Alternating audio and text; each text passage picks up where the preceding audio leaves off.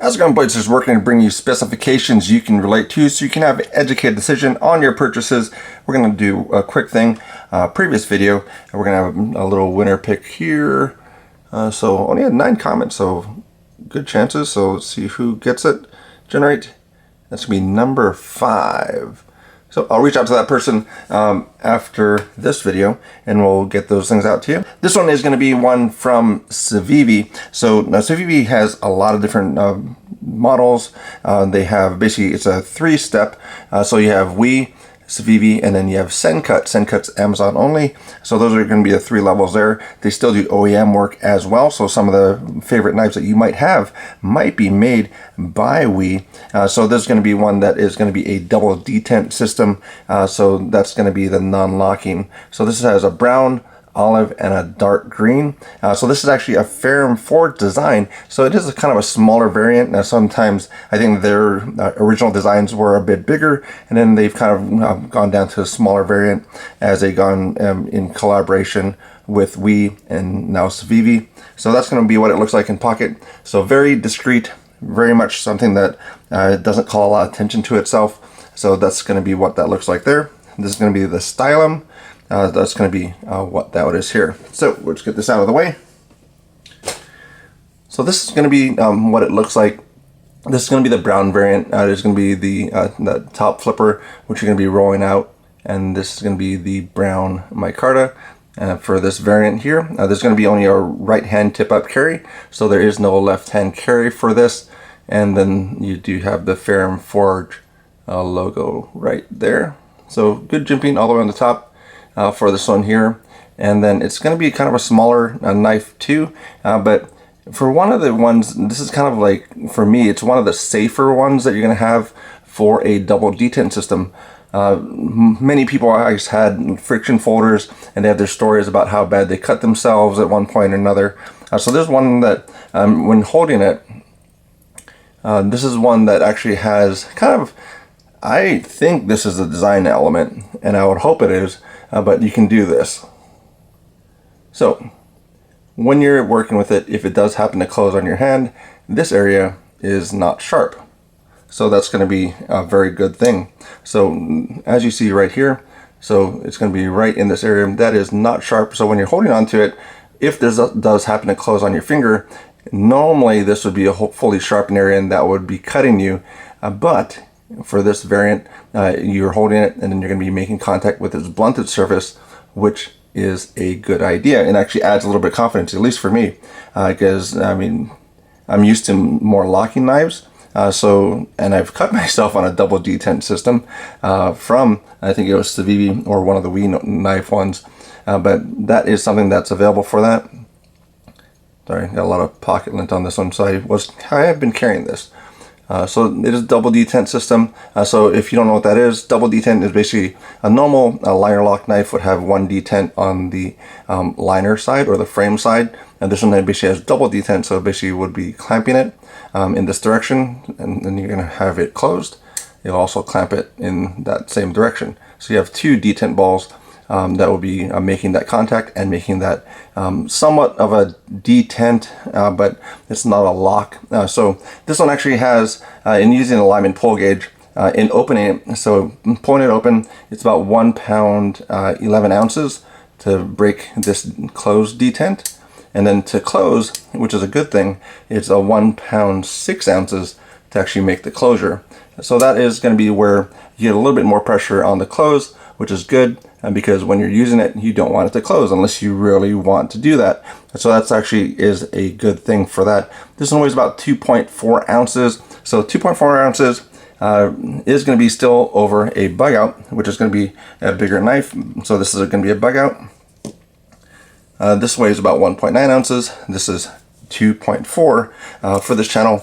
If you do have some quarters laying around, there's going to be what it is here. So this one is, for the weight, is going to be 12 quarters. So that's going to be how you can get it in hand. I know we're having a coin shortage still, but if you do have quarters around, then you can pick that up and actually feel how it is in hand. This means 1.9 ounces. You'll take 1 quarter, 1 penny, and 2 quarters, and that would be what that weighs. So easy way to figure it out, easy way to get it in hand, because a lot of times with numbers, I mean, for an iPhone, I think the iPhone 12 is 5.73 ounces, so this is very much less than that. But this is a good way to get it in hand so you actually know what it feels like.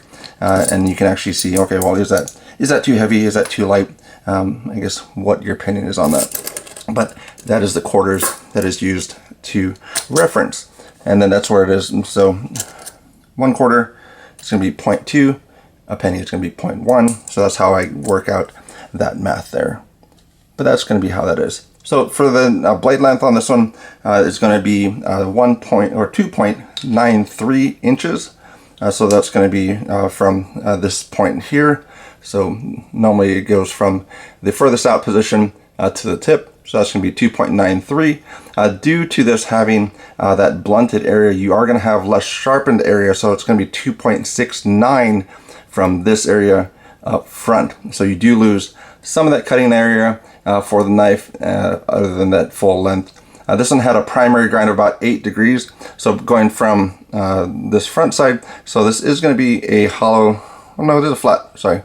This is a flat grind on this one, 8 degrees. So a kitchen knife is going to be probably about 4, no, maybe 3, probably about 3. So it's about 3 degrees on a kitchen knife. So that's going to be cutting through a lot of great things for it. 8 degrees is going to be a little high. So you're going to not perform as well through thicker materials. And factory edge, this came in at over 25 degrees. So that's one thing that I think to get some of the behind the edge thickness, maybe that's where they really ramp up that secondary cutting edge to get that really get as close to that behind the edge thickness as people are looking for. Because this had about 4 sheets of paper behind the edge when it was at 25 degrees or over 25 degrees.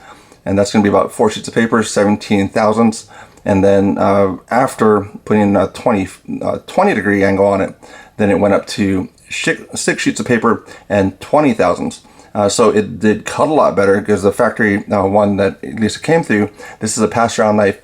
So thank you for Civivi for sending it around, but it did not cut very well, that initial edge on there. So I did put a 20 degree edge on there with a work sharp. So it does cut quite a bit better than it did out of the box. This one's running 10 CR15 MOV. So not really something that you see very often, but that's going to be roughly a VG10 blade. So corrosion side is going to be about a 7.5 out of 10. Edge retention is going to be about a 4.5 out of 10. And then using that information off of Knife Steel Nerds. And then handle length on this one's going to be about 3.85. So a lot of good things there. Really blade stock thickness about 3 millimeters. So that's going to be pretty good. So right out of the box, so the sharpness wasn't great. But that was pretty easy to get back, put an edge on it. This one is probably the safest one you're going to get for a double detent system. So if you are looking for a double detent system, this is one that I would recommend. I have been able to do this direction for the flip, but as far as doing the overside, I just can't really get it too much. There's something about the angle of it, but I do like the way they shape this where you can actually do a slow roll and it actually rolls all the way over. So the way that Ferrum Forge designed this flipper or this jimped area does work very well. So I do appreciate that quite a bit. But this is a really good setup. So if you're going to look at, again, different sizings for this, this is going to be that knife there for the Stylum. That's going to be the bug out that we talked about earlier. Now we're going to have the Solaris, which is still available. So if you do want to pick up a Solaris, that is available to buy on the website. Then we're going to have the Para 3 and also the Rat number 2 right there. So those are the kind of sizes for it. So if you do want a double detent system, this is one that I can recommend to you. It still has a little bit of a worry as far as it closing, but with that blunted area, as long as you don't take that away, it does offer some safety, some good things with that. But so far, for the Ferrum Forge Stylum Civivi offering, this is one that I'll recommend.